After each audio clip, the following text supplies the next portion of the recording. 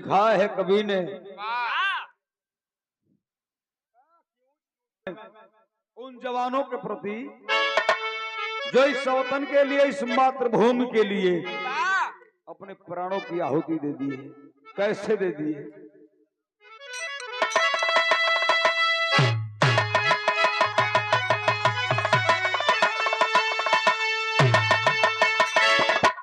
तो शहादत की जिसको हयादत पड़ी, मौत से है कभी वीर डरता नहीं। वतन के लिए जो कफन ओढ़ ले,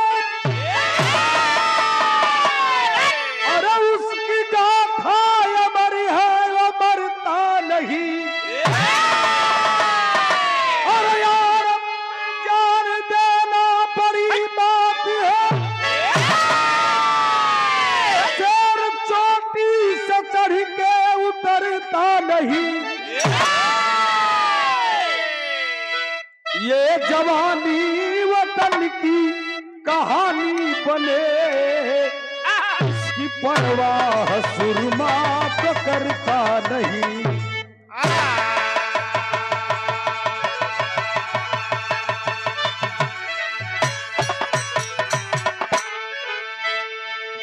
ए बाबू, इस जमाने में बहुत लोग पैदा होते हैं। मर्द तो सभी कहे जाते हैं कि फलाना मर्द हो,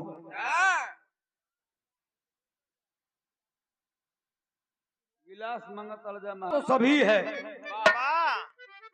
लेकिन ये वही भटियारा की धरती है जहां एक राजभर समाज का बेटा पैदा हुआ, जिसका नाम था रुदल राजभर।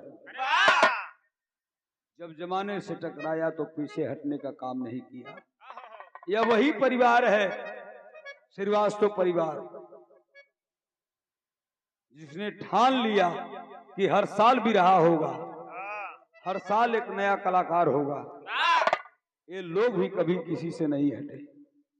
जैसा जो शक्ति है, जथा भक्ति है, आप लोग करते आ रहे हैं। आप लोग के हम लोग ऋणी हैं, और मैं बहुत बहुत आप लोगों को प्रणाम करता हूं कि आप लोग उस कदर हम लोग को समझे हैं कि अपने दरवाजे पे आप बुलाकर इस हमारे बिरहा की विधा को आप लोग सुन रहे हैं। मर्द तो सबे होला, लेकिन एगो मर्द होला, एगो वही मर्द में भड़ुआ होला, आगे चढ़ा के पीछे भागी जाई, एगो वो मर्दे होला। लेकिन ए बाबू, मर्द उहे होला जब अगर कदम आगे बढ़ा दे तो फिर पीछे हटे का कदम, पीछे कदम हटावे का नाम ना ले सकल। अमर भैया, लिखा है कवि ने कव्वाली, क्या लिखा है उन वीरों के प्रति?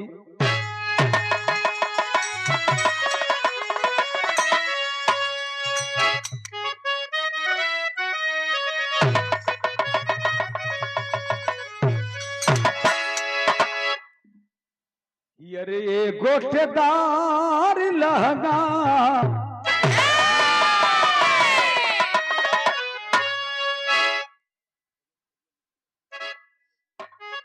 लाइन भुला गेला, पैसा बदल दिमागवा का कुल तरवा छोड़ देल बस। भैया कि दिल जीत,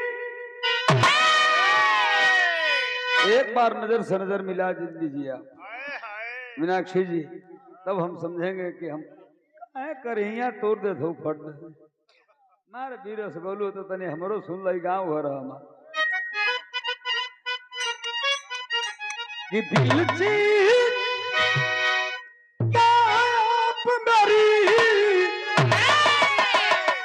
और जान लीजिए,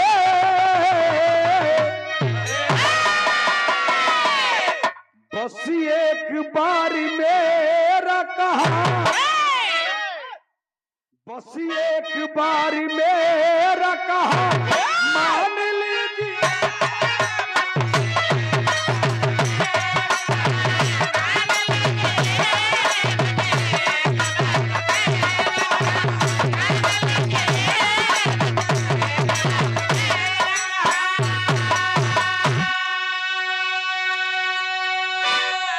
दिल चीज क्या है आप मेरी जान लीजिए, बस एक बार मेरा कहना मान लीजिए। हमारे पूर्वज गा के चले गए उन जवानों के लिए, क्या मिलते ना रहो किसे वतन का हौसला और हरदम बुलंद था, कुर्बान होना देश पे, अरे कुर्बान होना देश पे सबको पसंद।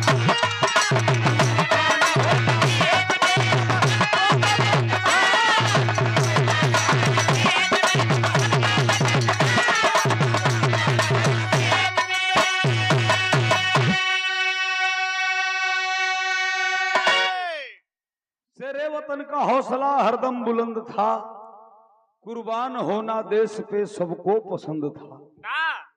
ये मर्दानगी है, बागी बलिया की माटी है, जिसका इतिहास हम नहीं दुनिया गाती है। बड़े बड़े कलाकार गाते हैं, अब गाते क्या है, किया गया है वैसा तब गाते हैं। ये जैसे हमारे बिरहा का शुरुआत हो गई, कहानी कहाँ का बमाशारा होता।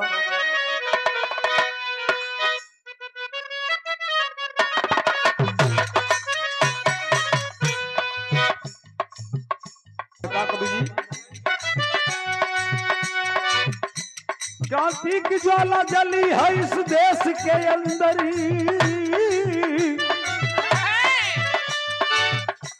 क्रांति की ज्वाला जली है इस देश के अंदर, लंका जला दिए थे हनुमान थे बंदर।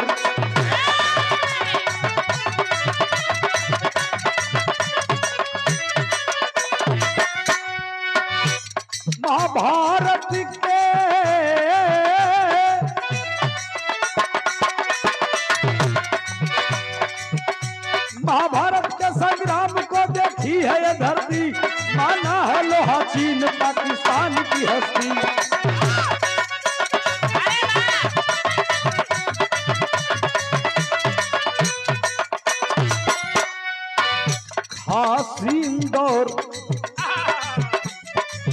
खास इंदौर की कहानी मैं सुनाता हूँ, कांपता जिगर मगर आग मैं बताता हूँ।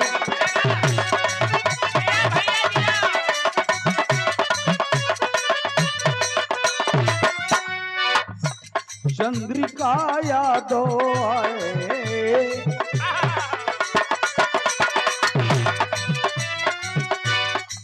चंद्रिका यादव जी गरीबी से बेहाल रहे, चंद्रिका यादव जी गरीबी से बेहाल रहे, बेटी शीला जिनकी बेटा अजय लाल रहे।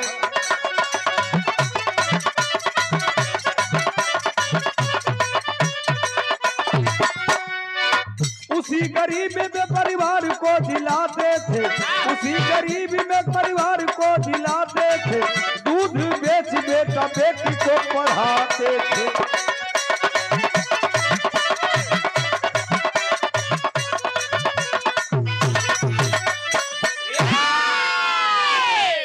ये भैया मध्य प्रदेश में एक जिला है, जिस जिला का नाम है इंदौर।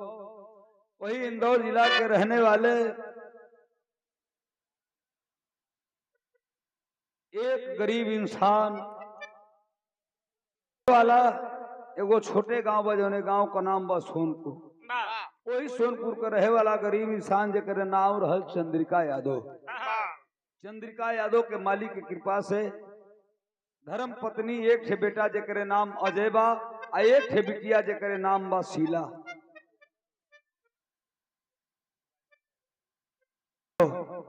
समय बीतत हो बाबू, लेकिन चंद्रिका यादव का पैतृक धंधा रहे कि बाबू दूध बेच के अपनी बेटा बेटी का परवरिश करे। जिंदगी कटत बा, धीरे धीरे जवानी की दहलीज पे कदम रखा कौन? चंद्रिका यादव का बेटा जब जवान भई, सोचे लगल कि बाबूजी का गरीबी बड़ा असहाय बा, पढ़ावत हो लिखावत हो, दूध बेच के हमन के पेट पूजा करत हो, यही में पढ़ौतो हो, सब कुछ काम करत हो। धीरे धीरे समय बाबू जब आगे निकल हो एक दिन वह चंद्रिका यादव का बेटवा अपने गांव के लड़कों को बात सुना, हम दौड़ रहे हैं, फलाना तारीख को भर्ती है, अभी 1 महीना है, तैयारी करेंगे तो हम लोग भी भर्ती हो जाएंगे। वही लड़कन का शौक पकड़ के वो लड़का दौड़ भाग करे लगल। बैठल रहे अपनी चट्टी पर, वो लड़का देखलस पेपर में के रे बाप रे बाप, फलाना तारीख के बनारस में खुली भर्ती होके वाला बा बीआरओ में।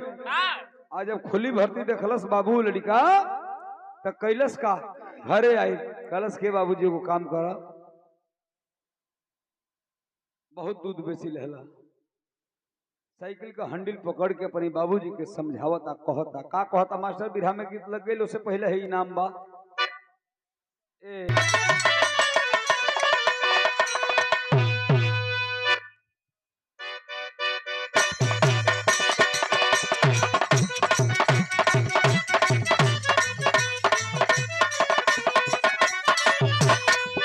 यह कहता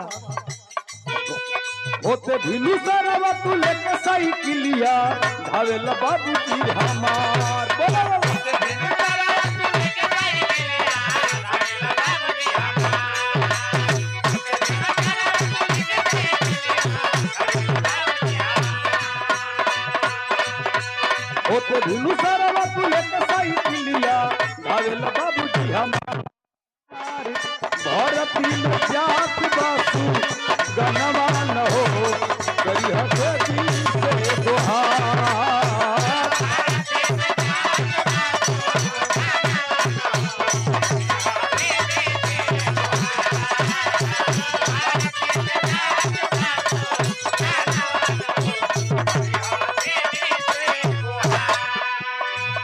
लइकवा कहता कि ये बाबूजी मिलिट्री का खुली भर्ती आई बा, आई तो हर बेटा भर्ती में जाता, भर्ती हो जाए तो हर सगरो दुख खत्म हो जाए। बाबूजी कहना कह रहे पगला सुन, सोर्स फोर्स मनी द पावर, ई जे करी लगे बा वही का लड़का भर्ती हो पाई, दूसरा का लड़का भर्ती ना हो पाई। लड़कवा कहता कि बाबूजी ऐसा मत सोचा, गलत मत सोचा, केहू की सम्मतिया के जानला न पतिया, देवी माई सुनेली सवाल न हो रहा,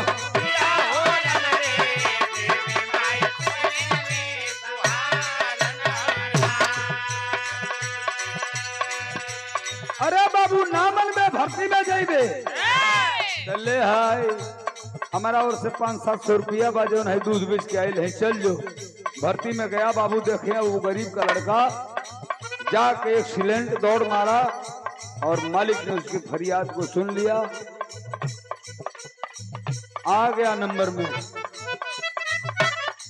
मिलिट्री का जो भर्ती भइल है जानत है, कुल बहुत कम समय का काम होला, यानी दौड़ निकलो उधर मेडिकल परीक्षा टनाटन, लड़का घरे ना गए कलश के यही कुल बिता दे, भले भूखे रह जाए, सब काम कर, लड़का भर्ती हो गई। आज भर्ती भइल तो घरे सोचना लेके होता, आयल घरे कलश के बाबूजी कहत रहल ना कि गरीब का लड़का भर्ती ना होला, हो तो गैली हो बाबूजी भर्ती, आई हो दादा। अब माई का कोनो पारा उवारा नहीं थे, माई सोचत दिया झोपड़ी से लगता कि बनी है बहलिया, माई का है आरती उतार,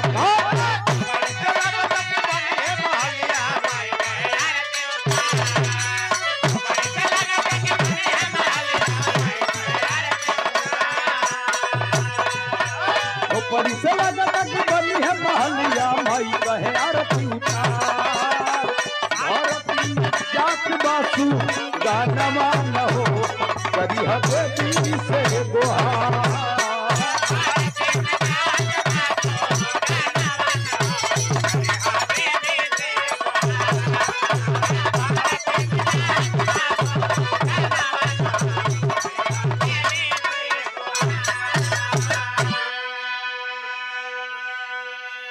ए बाबू लड़का तो भर्ती हो गया,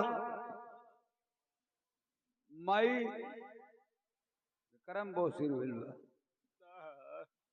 यानी बहुसिर उखड़ा था, कबारो वाला बालो। ए बाबू तनकी सौरी जिया देता ना कई बार ढके लोकल के हम खत्म कर देती। हां जियतार करो तन से जियतार कद खाली एक लड़का भर्ती हो गई। गांव में बड़ा शोर हो गई कि वाह रे वाह बारे चंदिका भैया कितना बढ़िया कर्म कैलो कि आज तुहार लड़का गरीबी में वो दिन दिखा देलस जौन केहू को बेटा ना कैलस। 100 गो हमारी गांव का लड़का दौड़तन सा पहला लड़का तुहार भर्ती हो गई। कर्म को बढ़िया बली बाड़ा। लड़का बाबू 6 महीना ट्रेनिंग किया। ट्रेनिंग के बाद जब ट्रेनिंग परिपक्व हो गया तो आया तो सीधे ड्यूटी पे चला गया। कहाँ गया? कश्मीर के वादियों में जाके ड्यूटी को अंजाम देने लगा। आए दिन आतंकवादियों से मुठभेड़ होने लगा। कभी 7 के सिपाही मारे जा रहे हैं तो कभी आतंकवादी मारे जा रहे हैं। शुक्र है उस मालिक का वो गरीब का बच्चा बाल बाल बच रहा है। समय बीतत हो लेकिन ए बाबू जब देखो कहल जाला कि बनले का सार बहनोई हो जगतिया में केहू नहीं अपना बनल बा तो सब तोहार बानी तो केहू तोहार नहीं थे। लड़का भर्ती हो गई तो दुआरे पर तिलकहरू लोग का लाइन लग गई। एकरी पहले केहू पहुना ना पूछे आवत रहे। हाँ ये लड़का का बियाह करवा कि नहीं 6 लाख 5 लाख जोड़ा था कि हेतना फसदिया कर लिया। वही में केहू कहल गरे अब का बियाह करिया। लड़का मिलिट्री में भर्ती हो गई। अब पचमुर्रा पर चलत हुआ कि है ना वाह रे बाबू यही के कहल जाला मर्दानगी। आओ देख ना ता जाके कहना कि बाबू ए सुमन कमाई लड़किया का जो सिला कमाई एगो बात बताओ कि बाबू भर्ती हो गलो दुआरे पर तिलकहरू का लाइन लागत है। का करी लड़का का शादी कर रहूं खूब जानी ला। लड़का जवान होइए बा हमार बाबू सयान होइए बा भर्ती होइए गइल बा बियाह रहूं तय कर दे। आओ देखलो ना ताओ बियाह शादी तय कर दे। हम ना घरे शादी बियाह तो तय हो गई। कहना किया है दादा कुल तो भइल लेकिन लड़का से तो पूछेबे ना करी। कहनी कि का करे के बा मोबाइल का जमाना बा मोबाइल पर फोन करके बाबू से कह दे। देखा बाबू तनी गौर करी है पंचो लोग आज वह चंद्रिका यादव कुछ लोग विधा सुने आवाला कुछ लोग खाली हल्ला करे आवाला बेमतलब को जौना का कोनो मतलबो ना होला। आज के न समझ में आवे तो धीरे से उठ के जाऊ सकेला। अब चंद्रिका यादव अपनी बेटवा से फोन लगा के कहत हो का कहता मास्टर आवा।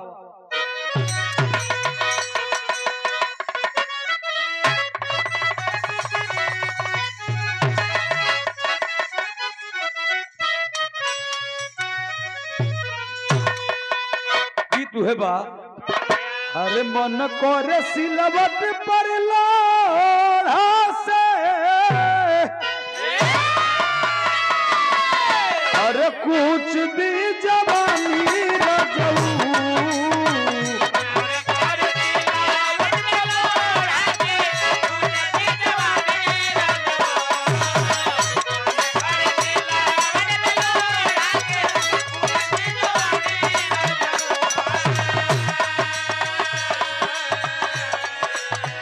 मन कर सिलावट पर लोढ़ा से कुछ दी जवानी रजौए कोना सब संग काटा तर चांदी लगा के मधुर रानी रजऊ कोना हो गई। गीता गीत हो गई लेकिन कवि जी भाव लिखला कितना सुंदर। बाबूजी अपन लइकवा से कहता ना बाबू कहे घर के परेशानी तू बतिया लमानी बिरना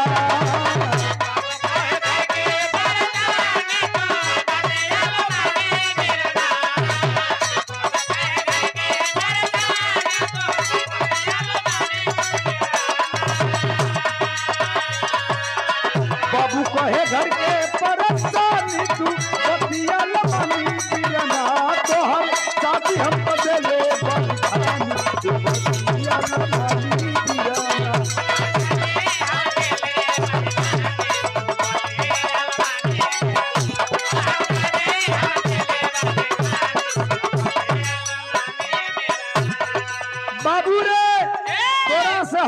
ना पूछली तो शादी तय कर देली।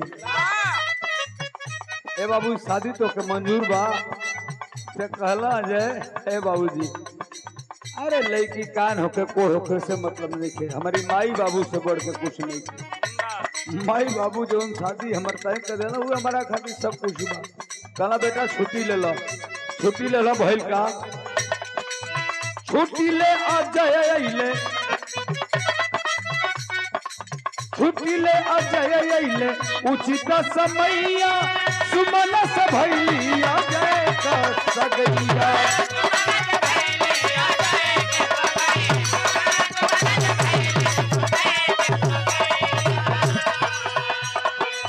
घरे अली रूपवा करानी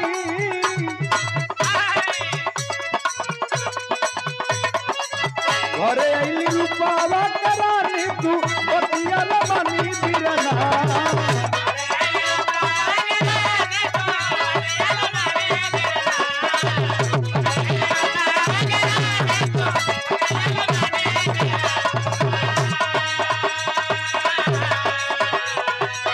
घरे अली रूपवा करानी तू बतिया मनी बिरना रे तोहर शादी हम दे ले पानी बतिया मनी बिरना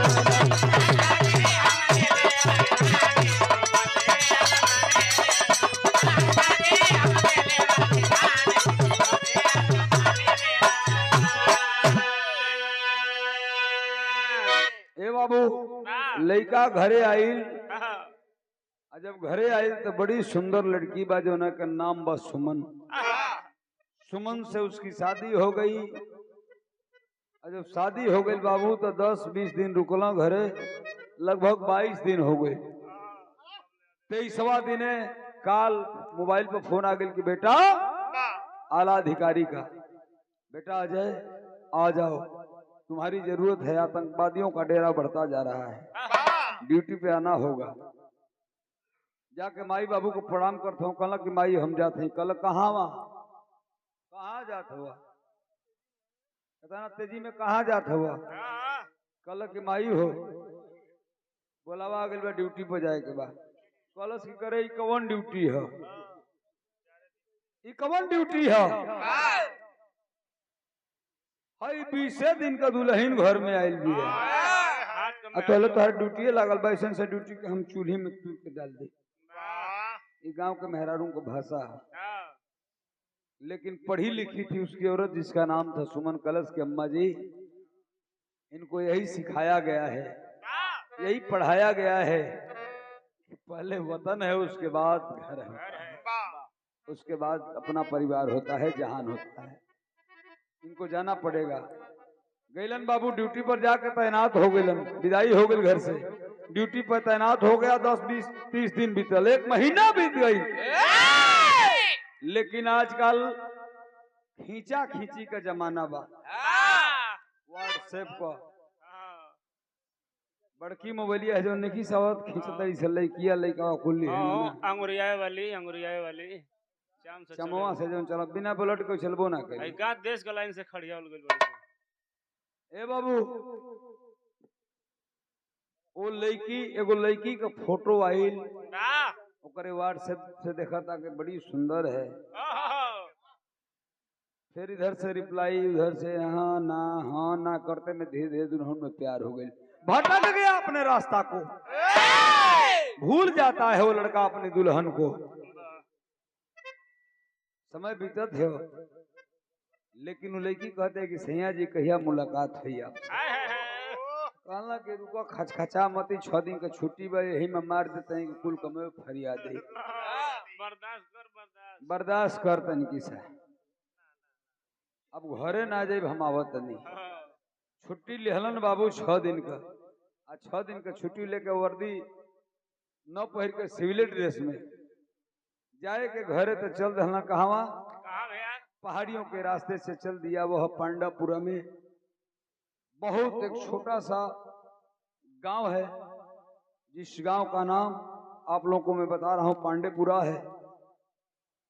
वही जाऊ लड़की का बसेरा बा।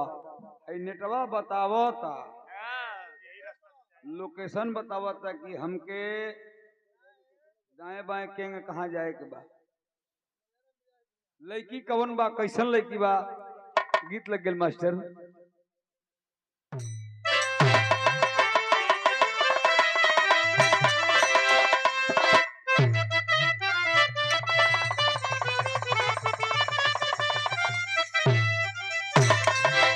तरस से बढ़िया बिरहा का फर्ज बा। अरे सलमा, ध्यान दिया लो, लड़की का नाम सलमा। ये हिंदू है, वो मुसलमान है। सलमा के सुघर सुरतिया जय के मरा गईली मतिया हो।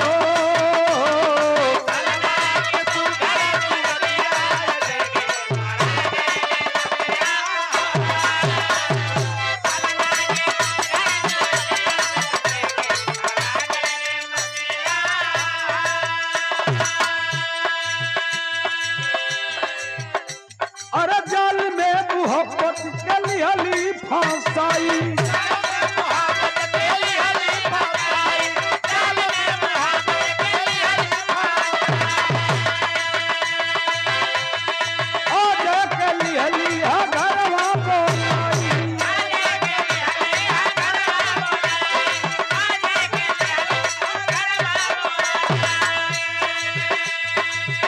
अरे फोन से करे लगली बतिया ये जय के मरा गईली मतिया हो।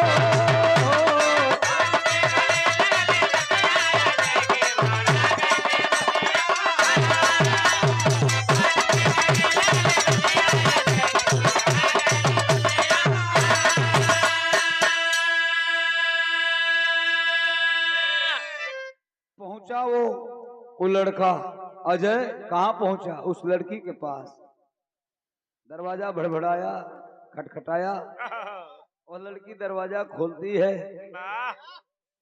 जब दरवाजा लड़की खुल्ला से बाबू देखल सजय के कल से केरे सनम क्या बात है। गौर में गौर लगा के जैसे लागत है कि एक में सट जी हैं सयाजे रेणुका हो जी हैं।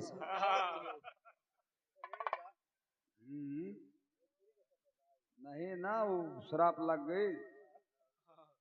राम जी जाके उठवा लगा तो हिल्या सही हो गई। वो हाल हो गई उनका। कैसो कैसे लड़की छोड़ावत, ये लड़का छोड़ते नहीं खेते नहीं खूबसूरत रहलू। ओह क्या उसके मृग नैनी आंख थे, क्या उसके होठ थे, क्या उसकी कमर थी। अरे यार वो लड़का पागल है, उसके दीवाना है उसका। कलश की तनी छोड़, सब रतिये तो अपने बा।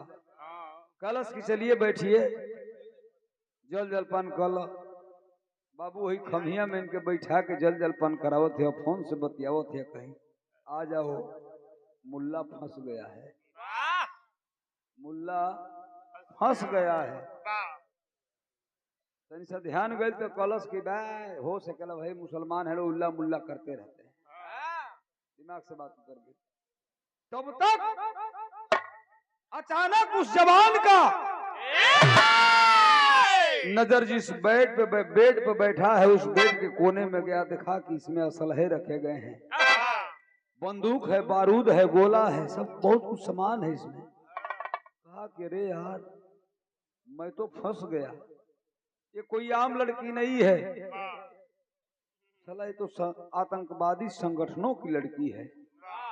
तोले तने में बाबू भाई सोचते हो तो 3 गो आतंकवादी कमरा ओढ़ी के फर्स्ट क्लास भेड़ी हवा कमरा ओढ़ी के वही रूम में घुसना से कहल से अजय की के हकल कह रहे हमारे मेहमान हैं, अभी लोग चले जाएंगे। मेहमान नवाजी करने के बाद इनके बैठोले में बरामदा में उन्हन के लेके जाती है रूम में। सोचे लागल हिंद का शेर कि ओहो बहुत भारी गलती हो गई, ये तो हम फंस गए। आज हिंद का शेर बाबू आज पाकिस्तानियों के चंगुल में जब फंसा है तो सोच रहा है कवि को लिखना पड़ा बिरहा के शैली में।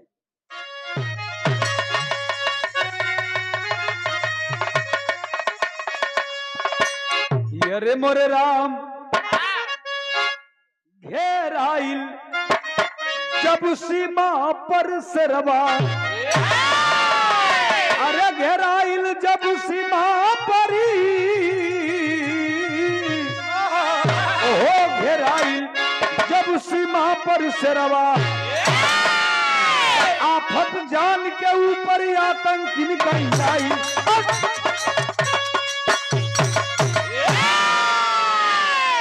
आफत जान के ऊपर आतंकिन का आइल घेराइल जब सीमा पर शेरवा। पुनः तेलवा शाहपुर की धरती से सम्मानित करते हैं हमारे भाव। सोच गया हिंद का लाल, साला ये हिंदुस्तान की माटी है, आज कुछ करना होगा। आज वतन की माटी हमसे कुछ मांग रही है, कुछ देना होगा। अगर नहीं दूंगा तो ये साले आतंकवादी नहीं, ये कैंसर है। ये जहां जहां जाएंगे अपना कैंसर फैलाएंगे, निर्मम हत्या करेंगे आम लोगों की। उठा लिया वही बाबू बेड के कोने से हथियार और किया क्या मास्टर?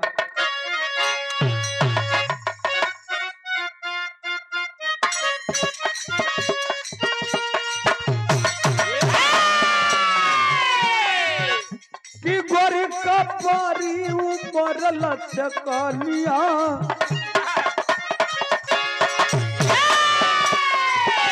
कि गोरी का पारी उमर लचकनिया, गोरिया खींचे झूर के पनिया कर के झूले झूलनिया।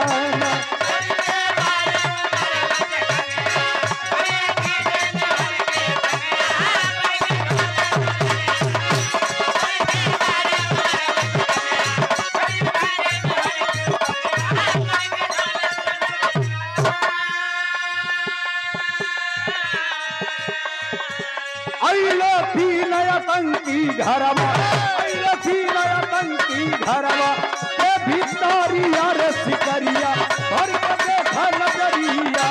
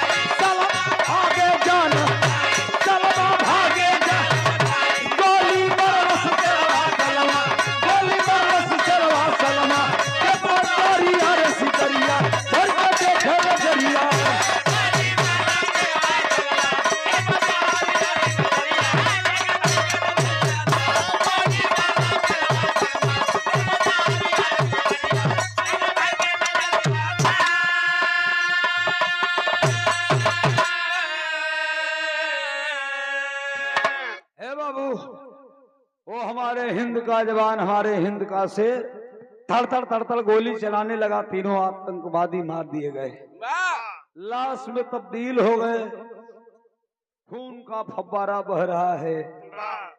आज ना लड़किया से प्यारावा कैले रहे, प्यारावा सालमा से तो भागल चाहती है, दहीने बाएं कहीं जगह ही नहीं कहीं। कलश के प्यार मोहब्बत जिंदाबाद हैला तनी टबलेट हचा देलस भर अतड़िया भर देलस गोली। उन्होंने लोग के ऊपर वो गिर के दांत चेरले है। तो बिका सुन न रहे भाई। लेकिन बाबू मन में दगदग बाबू अजय के अंदर बाहर निकला, बाहर से दरवाजा बंद कर दिया। सोचा हमारे हिंद का जवान हो न हो कहीं और आतंकवादी छुपे होंगे, हमें मार देंगे, अब हमें भागना चाहिए। भागने लगा बाबू, वो पहाड़ियों के रास्ते से भागते भागते भागते भागते दूर गया, थक गया बाबू, पैर फिसल गया, पहाड़ी से जाके खाई में गिर गया। और जब खाई में गिरा बाबू, रात भर बेहोशी की हालत में उसी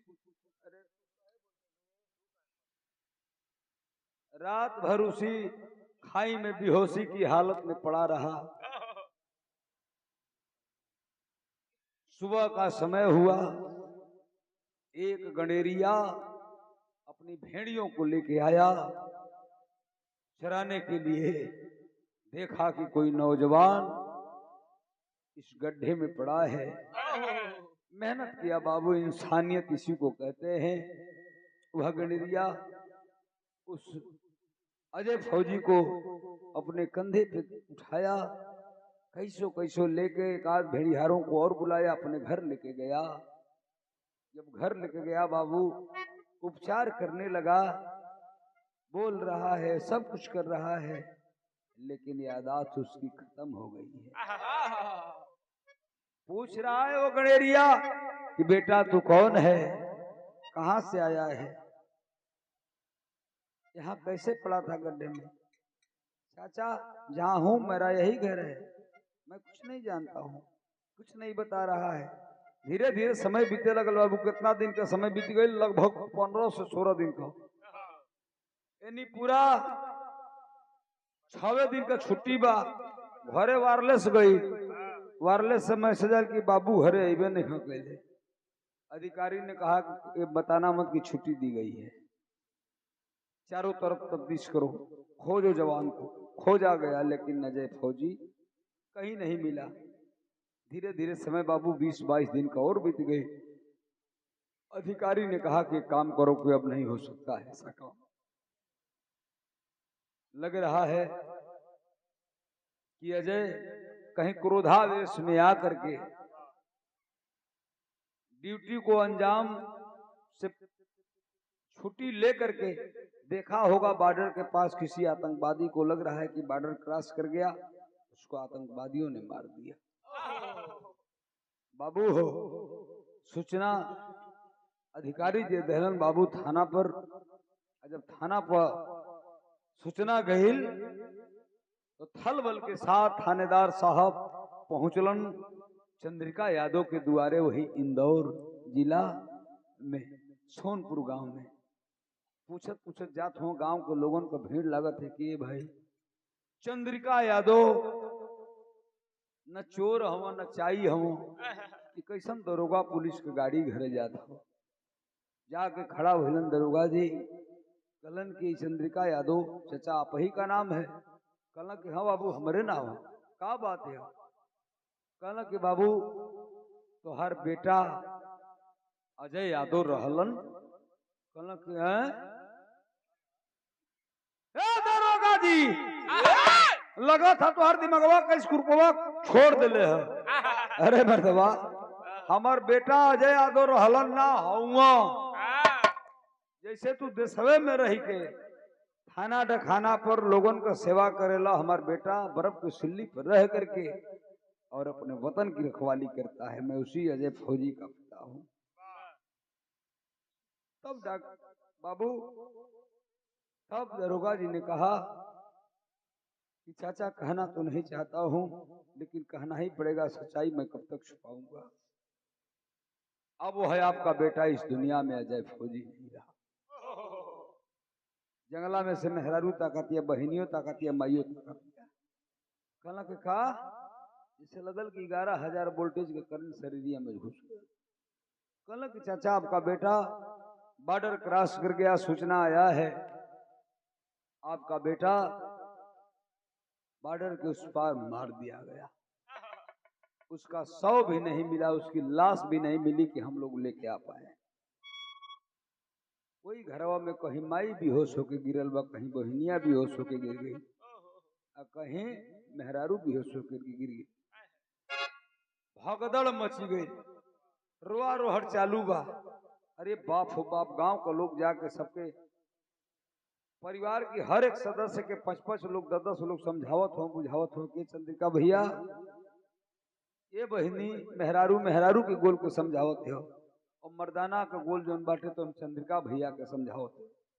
चंद्रिका भैया जाए तो जोन होखे के तो मालिक के जोन मंजूर तो हो गई।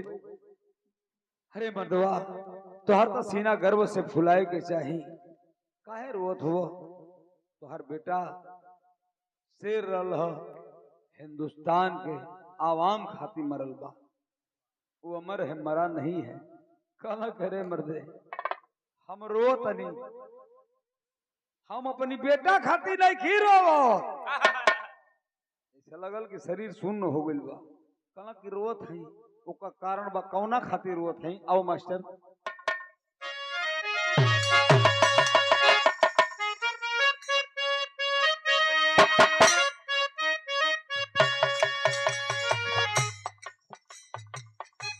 जोई हम जानती, जोई हम जानती,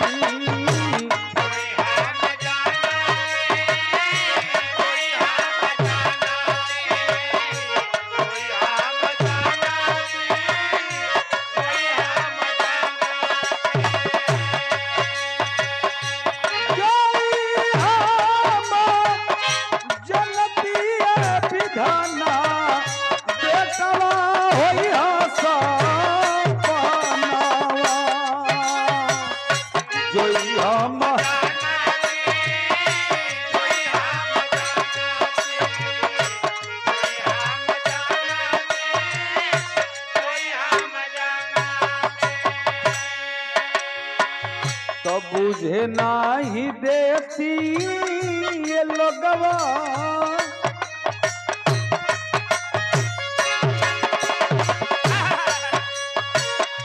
बुझे नाही देती, बुझे नाही देती,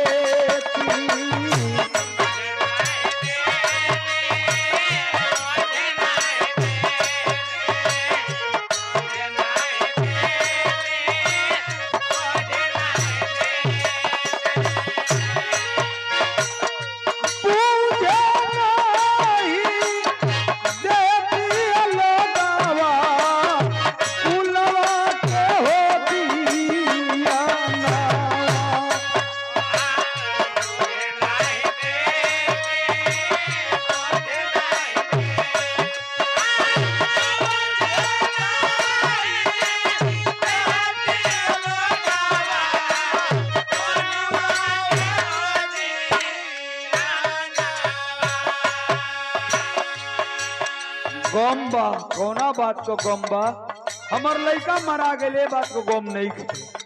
सीमा पर मराई ता घर लालियाई ता,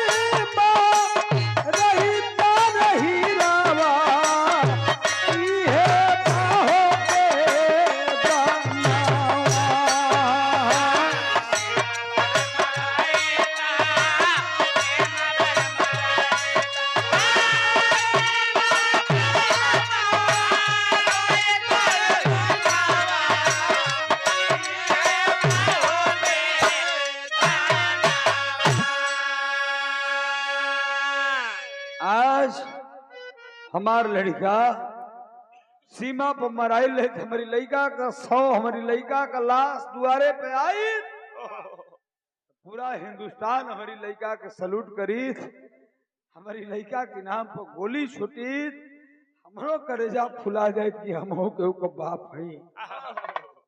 डूबी गईल चनावा, डूबी गईल चनावा,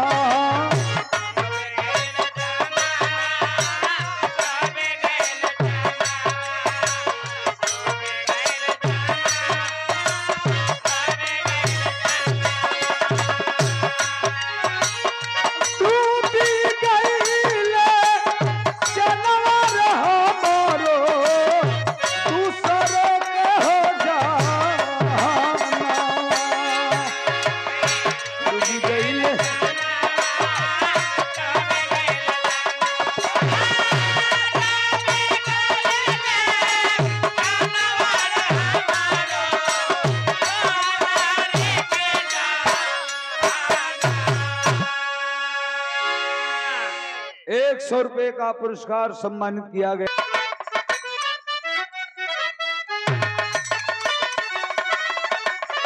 घरे रोल पीटल परल बा, समय बीतल बाबू 7 दिन 8 दिन 10 दिन बीत गई, 11 दिन बीत गई, 12 दिन बीत गई। जब 13वां दिन आयल तो अजय फौजी के घरे का होके लगल मास्टर आल्हा के लाइन से।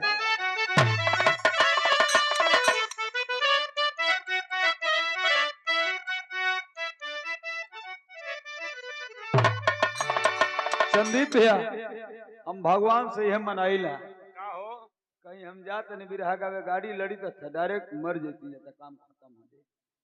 ऐ झमेला लेके झेले के ना पड़ी। हाँ तेरे को टेंशन। हाँ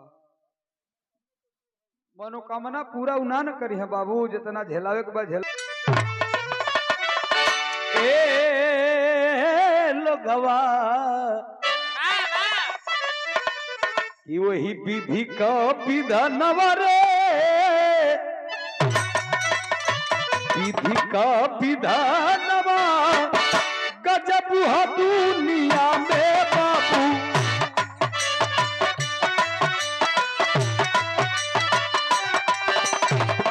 जान नहीं जे कारा के कोई नसानी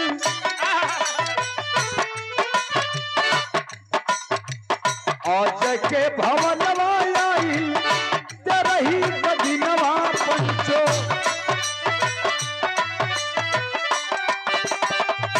कहुआ जवार जुटल सगरी में हमान ए बाबू अजय के द्वारे आज तेरे अजय का तेरा ही मनावल जाता वो जवान का तेरा ही मनावल जाता हो हित नाथ दोस्त मित्र सब जुट गए हो तेरा ही जब बीत गई सुबह का समय भैल तो भैल का बाबू आज के ससुर कहले होते भी लुसरवा लोगवा बेटी के मकान हमारी पाते स्मशानी ए समझी जी अब हमारी बेटी खाती घर स्मशान हो गई कहती तो अपनी बेटी के लेके चल जाती अब कौन रिश्ता नाता रह गए लड़की हमारे जवान बा कि उससे हाथ पकड़ा दे लड़की की जिंदगी कट जाए कहना कि समझी जे जब यह अच्छा बा तो लेके जाई हमारा पर कोनो आपत्ति नहीं है लेकिन बाबू जब लड़की गई तो करेजा फाटे लगल हो बाबू लेकिन कहल जाला कि जाको राखे साइया मार सके ना कोई बाल न बाका कर सके जो जग बैरी ए हवरी ने वरिया देखबा आइल बा किनरवा बाबू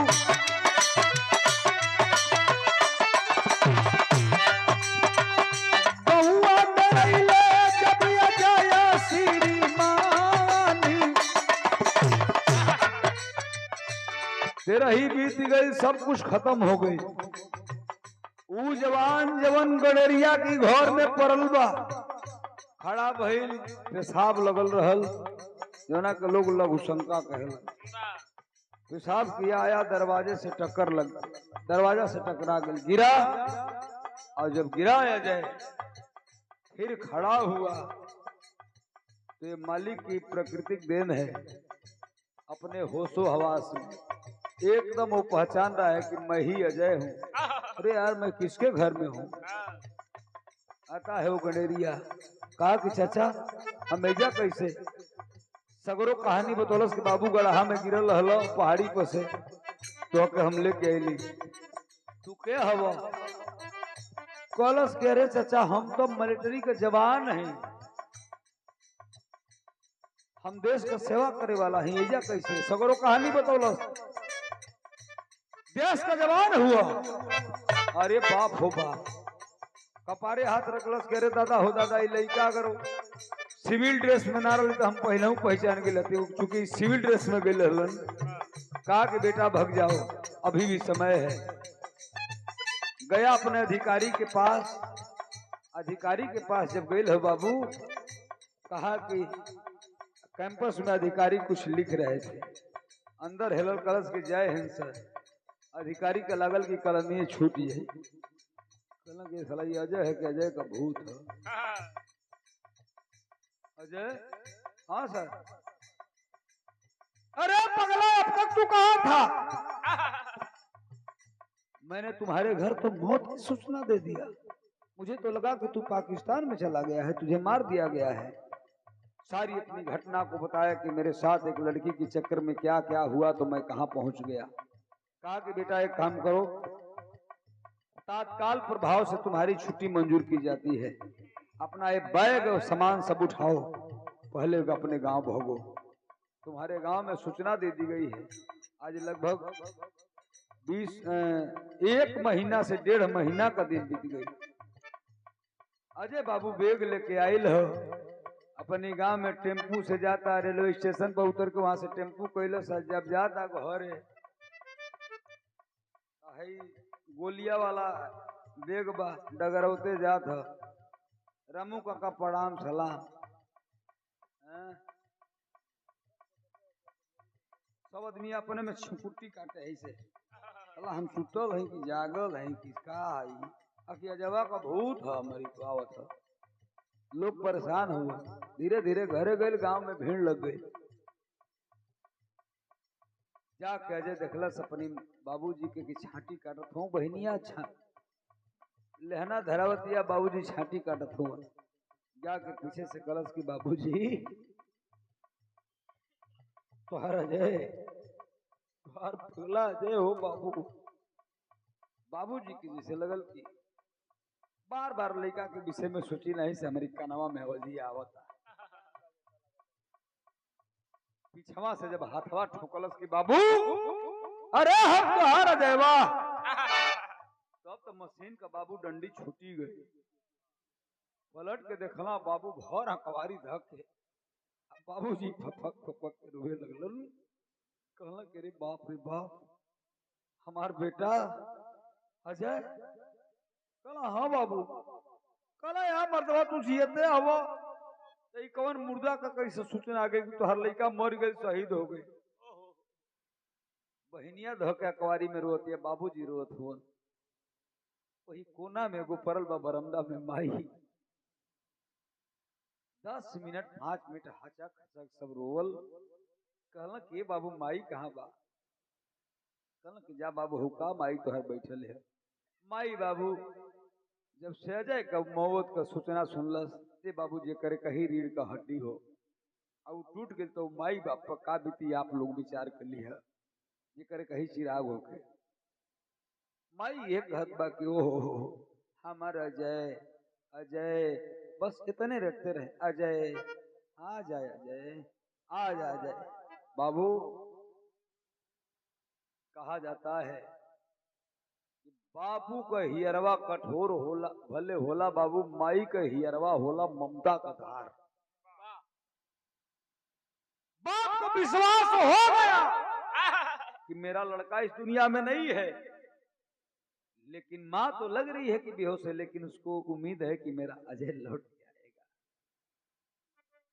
केहू बंबई रहे, दिल्ली रहे, कलकत्ता रहे, और सीढ़िया पर से डगराज बताए माई चिहू के बजे की बेहद हमें लेकर खुश हो गए।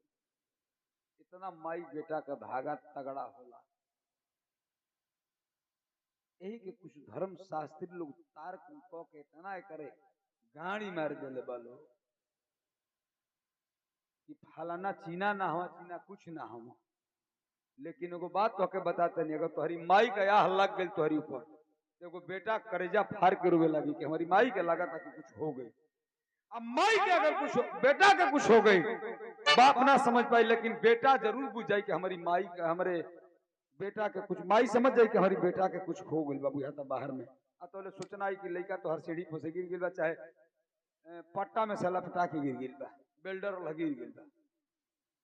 एकदम हमार तो मातारी सफा बता दिली, सफा सवेरे बाबू बिरागा में गल हुआ तोहरी संग ऐसा सन ने कुछ भइल। हम ये मतलब कोढ़े उड़ेली से कहा कि कैसे का हो जाला ये बाबू, पेटवा में रख के खुनवा से जैसे चले बना, ये धड़कन है, सब पढ़ लेती है माता। एक कनेक्शन है, एक कनेक्शन है, प्रकृति का कनेक्शन है, जो एक खुदा है, एक मालिक है, जिसको हम सब कुछ कहते हैं, ईश्वर गाड जाओ कुछ कही ये कुल होला, सब कुछ तार जुड़ल बा। लेकिन हे बाबू ओके छोड़ा है कहानी पावा। माई के जाके कहता कि माई, अजय कहता कि माई, माई बोलते ना खाली अजय आजा आजा हमारा अजय। जब कस के हे पर गाल पर ठोकलस तो माई तकलस, जब अजय के देखलस कि हमारा अजय हमारे सामने खड़ा बा, ए बाबू कौन ऐसा माई हुई हो बाबू कि जेकर करेजा ना फट जाई, जकरी लड़का कहे मदद तेरा ही बीत गई, आज ओकर लइका ओकरी सामने बा करे जा फाड़ के रोत बा करे बाप बाप हे मालिक हमर फरियाद सुन लेला। अनिरुद्ध भैया हमारी और आपकी माँ कोई बाटी नहीं गई है, लेकिन जब दर्द होता है माँ को तो बेटे को भी दर्द होता है। बाप रे बाप करेजा फटत हो, माई बाबू दोनों अपने में लिपट के रोवत हुआ। संतावना दिया गांव को लोग कहता ना चला भैया जाए तो हर अजय आ गई। अरे बाप को बाप बड़ा खुशी हो गई। सब तो अपन अपन बतियावत है, लेकिन अजय कलश के बाबू अरे हमार दुल्हनिया कहाँ बा सुमन।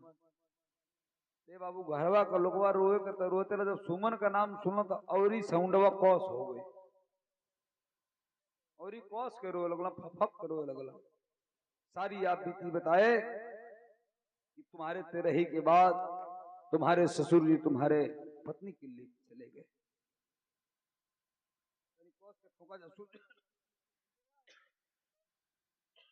चला बाबूजी की बेटा जा ये अजय, अरे अपने घर का इज्जत है जा सुमन के लेके आओ। गया बाबू अजय अपने एक मित्र की बाइक को लिया, बाइक यानी दुचक्का लेहलस, अपने ससुरारी गई। जब ससुरारी गई बाबू तो खूब बढ़िया से बैंड बाजा बाजा था, सहनाई बजत हो, बाजा बैंड बाजा बजत हो, डीजे बजत हो। आज मेरे यार की शादी है। खड़ा है दरवाजे पे वो लड़का, सोच गया कि हमारे ससुर का एक ही लड़की हमारे दुल्हन सुमन, इसका मतलब कि हमारे सुमन का आज बारात आइल बा और हमके जाए के ना चाहे, ये बारात में हमके ना जाए के चाहे। मन समझावता जाए ना जाए जाए ना जाए, लेकिन मालिक बाबू लेखनियों का जब मालिक दिमाग घुमौलन कि नहीं हमको जाना चाहिए, एक बार तो सुमन से मिलना चाहिए। देखो बाबू जब अजय मड़वा में गईल हो तो मेहरारू गीत मांगर गावत है। एगो दुल्हा आमे की पीढ़ा पर बैठ के हाथे में सिंहरा ले ले हो, दुल्हन घूंघूट कर ले बा। आज जब मड़वा में घुसल तो जितना सहेली रहे लोग जो पहले का परछौना इनका कहले रहे लोग अजय का, कितने जानी तो भूत भूत कोई के वही में बेहोश हो गए लोग, दांत लग गए, दांत लग गए कितने जानी का। हाय हो दादा ई का हो गए। अरे तो सखी का पहला का पहुनवा हो ये दादा ई कहां से आ गए ना। सब अपन अपन बात बतियावता कहता, लेकिन अजय अपनी औरत को एक बात कहता है, इशारा करता है। क्या कहता है मास्टर बिरहा हमारे आखिरी लाइन में खड़ी के लाइन में,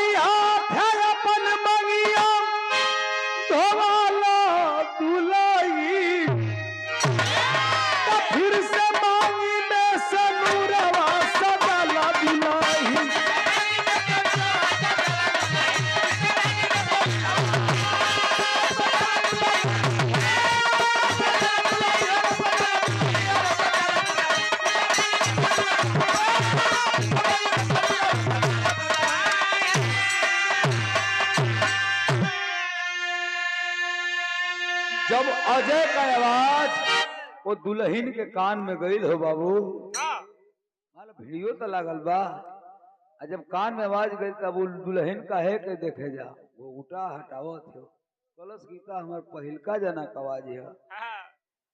अरे बाप रे बाप, अरे तो देखली सुमन जब अजय के समानवा और फेंकली सिन्होरा छिन के भगले बाबा।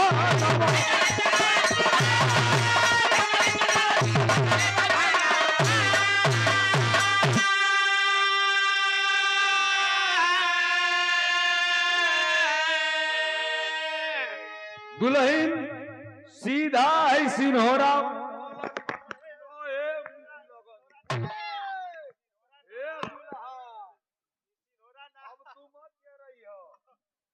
अब तोहरी संदुल्हा हमके ना चाही। हाँ हमारे आ गईला पहिलका जना। हाँ मैं दाढ़ी मुछ पहिलका जना आ गईला। मैंने भाव दे भाव न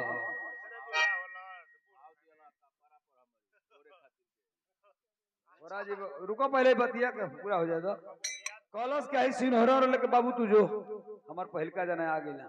कहा जाए कि नहीं गलती कर रही हो, अपनी शादी को कर लो। अरे गलती तो मैंने किया, परिणाम आज पूरा परिवार भुगत रहा है। कलश की ना सैया जी, हम आवत न रहनी बाबू हमके बरियाई से लेके चले लो। हमार तो माटी वही अलग गल रही। हिंदुस्तान की नारी यही है। कलश की नहीं, मैं आपके साथ चलूंगी। हाथ पे हाथ रखा बाबू, पुनः शादी होती है कि अब तो अजय आ गए फौजी जवान आ गए। तो हाथ में हाथ रखा, कहा कि एक लड़की के चक्कर में मैं इतनी बड़ी भारी गलती कर दिया कि आज मेरा पूरा परिवार गर्भ में गिर गया। कहा कि हाथ पे हाथ रखो, एक बात कहता हूं सुन लो। कि अरे 7 जन्म का रिश्ता